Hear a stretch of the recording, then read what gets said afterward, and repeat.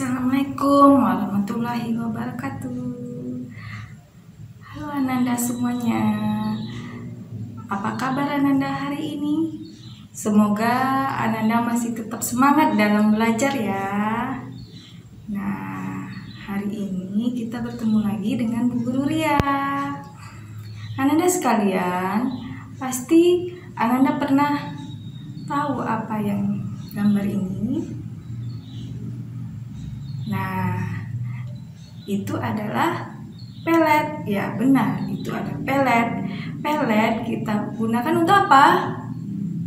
Benar sekali, kita pakai untuk memberi pakan pada ikan yang kita pelihara. Nah, siapa yang pernah memberi pakan ikan? Nah, hampir semuanya ya. Kira-kira kita bisa tidak membuat pakan ikan tersebut? Apakah kandungannya terdiri apa saja bahan-bahan yang dimiliki oleh pelet tersebut? Nah, penasaran kan? Untuk itu tetap tonton video berikut ini.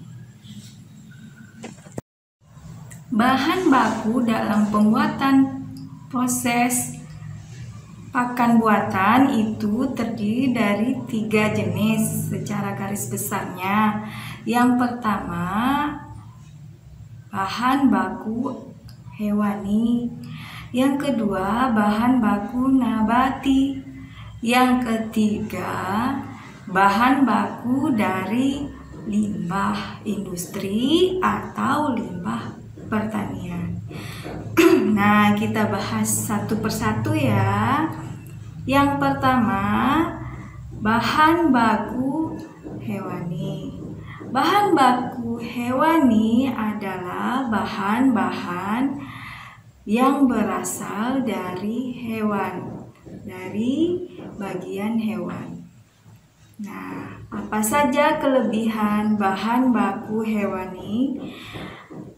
Antara lain, yang pertama, harganya itu relatif murah. Yang kedua, asam aminonya lebih lengkap atau proteinnya lebih tinggi. Yang ketiga, mudah dicerna karena mungkin lebih sama-sama dari daging hewani. Nah, apa saja contoh-contohnya? Yang pertama, tepung ikan. Ya, yang kedua, silase. Yang ketiga, tepung udang.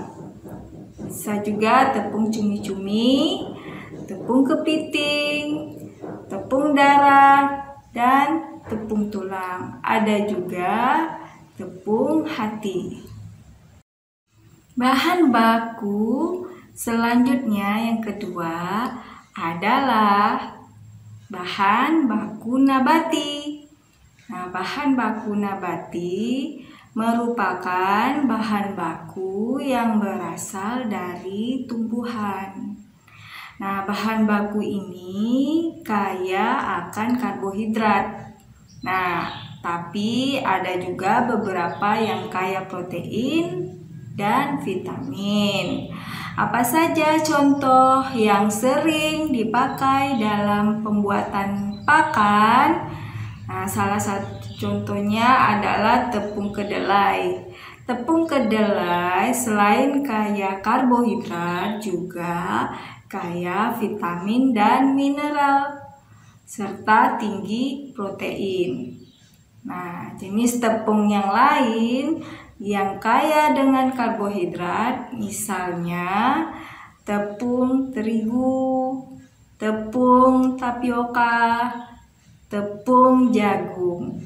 Nah, ketiga jenis tepung ini paling sering dipakai dalam pembuatan pelet. Bahan baku yang ketiga adalah bahan baku yang berasal dari limbah industri pertanian. Nah, kalau sedapatnya pakan yang kita buat itu memang berasal dari bahan limbah ini, karena memang sudah tidak dimanfaatkan lagi. Nah, kemudian kita bisa manfaatkan untuk pembuatan pelet kita. Nah, apa saja contohnya bahan baku limbah industri pertanian ini? Contohnya adalah misalnya tepung kepala udang. Nah, yang bisa kita menjadikan, jadi kepala udang kita giling kemudian kita jadikan tepung. Yang kedua, tepung anak ayam. Yang ketiga, tepung darah. Yang keempat, tepung tulang. Nah, tapi mungkin ini tidak bisa dilakukan secara skala rumah tangga karena membutuhkan mesin-mesin yang spesifik, yang khusus. Seterusnya, ampas tahu. Ampas tahu merupakan bahan yang paling umum digunakan untuk pembuatan pakan ikan. Kemudian bungkil kelapa. Ya, jika di daerahnya mungkin banyak terdapat kelapa. Kemudian dedak halus. Nah, dedak halus juga sangat umum penggunaannya. Jadi sisa-sisa dalam penggilingan padi. Biasa juga dedak halus dipakai untuk pakan ternak.